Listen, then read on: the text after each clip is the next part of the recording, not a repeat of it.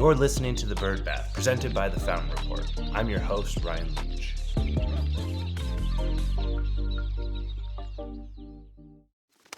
Welcome back to The Bird Bath. Each week, we scrape the surface of the news you need to know, so let's get into it.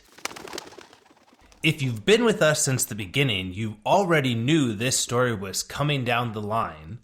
The United Kingdom's Competition and Markets Authority, the CMA, has announced that they will be launching a formal market investigation into the country's veterinary sector, conditional on the outcome of public comments. Now, you shouldn't be surprised by this because just a little over 6 months ago, in September of last year, we hit on the CMA tackling CVS Group as well as many of the other consolidators in the United Kingdom about anti-competitive practices as well as price issues. So how this process works in the United Kingdom, it was news to me, was that there's a 6-month investigatory period, and then they do a formal investigation, and that period has a time where people can make public comments. That period then ends in April, and then there's an 18 to 24-month deeper investigation into the market. The CVS Group had major stock hits when we first hit on this in September, dropping them to higher than they were pre-COVID, but still pretty significantly. But as of the time we recorded this episode, the shares of their stocks have dropped over 50% since the initial report in September. They were at an all-time high of over 2,000, almost 2,200 Great British pounds, and now they're down to only 1,000. It's still slightly above their pre-COVID numbers, but they could be in for a rough ride when the public comments close in April. I definitely recommend people keeping their eye on this, as well as understanding what this is going to mean for a lot of the other groups across the United Kingdom. And if the trends that we see year after year of what the UK is seeing, then trickling down to the US markets, it's something that we shouldn't be surprised to see if there is some sort of a conversation by the FTC to see about potential opportunities or potential causes of anti-competition within the US market. We're calling on you to have your voice be heard. The Association for Veterinary Informatics is doing an interoperability project and looking for people that can give their insights on how the industry is working together. What they've said is the AVI Interoperability Project is leading an effort to develop standards and protocols that will improve the aggregation, analysis, and exchange of veterinary data. As we just talked about in the previous story, there is an increase in consolidation in the space, but even for the larger groups, many of them are not sharing the data with one another. We spoke to an intelligence editorial advisor, CEO of Outlier Advisors, and a member of the AVI project team, Candace Goodwin. And Candace said the success of this ambitious project hinges on the diverse insights and experiences of professionals across the veterinary field. The team there is hoping to garner responses from a really wide range of industry members. We're going to put a link to the survey in our show notes, and we would love to hear from you. The only way that we can improve the way that we work as an industry is by sharing this information and data. So take the survey and figure out what makes sense for you. Mars had a large announcement last week. Mars Veterinary Health has added a new formation of a medical affairs science team. The medical affairs science team will focus on design, execution, and management of what they're calling high quality and efficient clinical studies. The goal is to allow Mars Veterinary Health to contribute to the advancements of clinical science and research for the profession. Dr. Dottie Brown said in the press release, as a purpose-driven global organization at the forefront of veterinary care, we have the special opportunity to harness our knowledge, reach, and data-driven insights to lead industry-changing research and science. This new team marks another step forward in the pursuit to advance veterinary medicine and ultimately make a better world for pets. If you're not familiar with the nuances of the structure within Mars, Mars Veterinary Health is one of the major global divisions within Mars Pet Care, which is a division within Mars family of companies.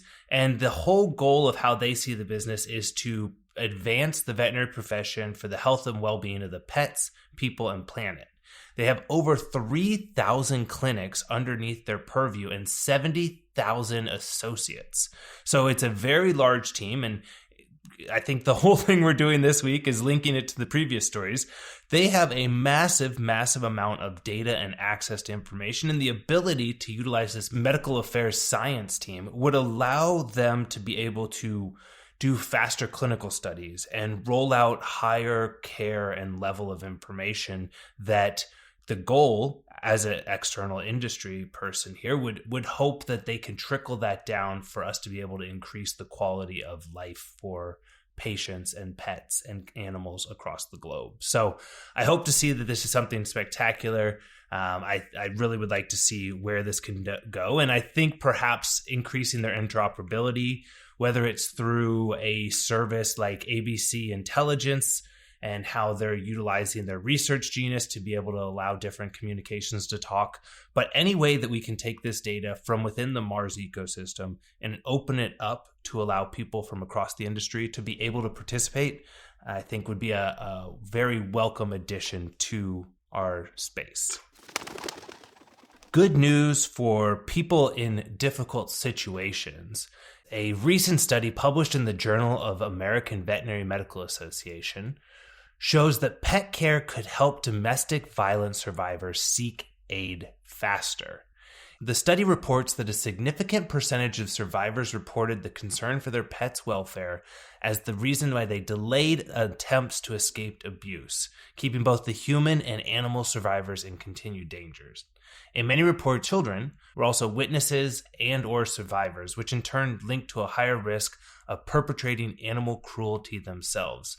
Now, obviously, this is a difficult and tough topic to talk about, but it's one that does have a massive amount of data about reoccurrence and sort of the cyclical and terrible nature of this situation. So what the study did was in 2021, Hill's Pet Nutrition partnered with the YWCA Northeast Kansas Center for Safety and Empowerment in Topeka, Kansas, and they established a temporary housing program that could provide short notice, full service care for pets of domestic violence survivors. The program relied in part on the corporation's extensive research, which Hills has a huge background in taking care of shelter animals and really putting out their hand to be able to help pets in need.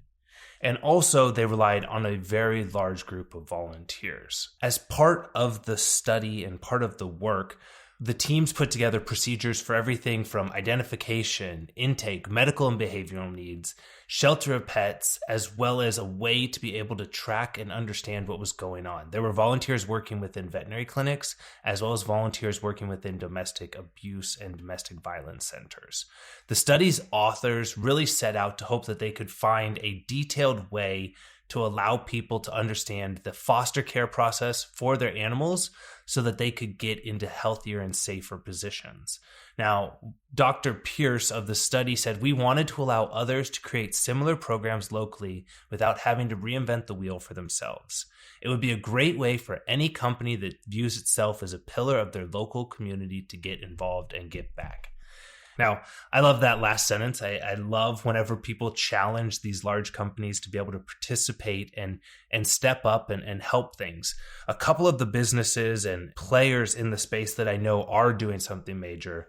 There's an incredible course for people within veterinary clinics to be able to identify and also get animal abuse perpetrators brought all the way to a courtroom and to be found guilty when that is the situation. There's a course called Victim to Verdict through Oregon State University. It's led by an incredible team of forensic veterinarians and scientists and doctors that have really dug deep into this, as well as there's another business, Bestie B&B, which we've talked about a little bit. They're part of the new Leap Venture Studios' most recent accelerator program.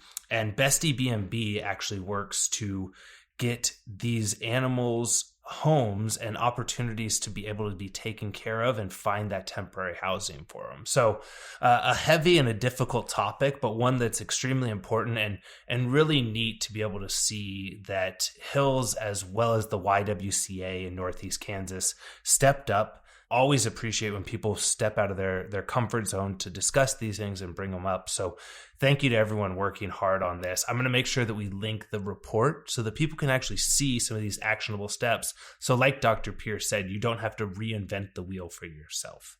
So thank you again to everyone that steps up to take care of others. For more on these and other stories, join us by subscribing to the Fountain Report. There's a link in the bio, and don't miss out on any episodes by subscribing and rating the show.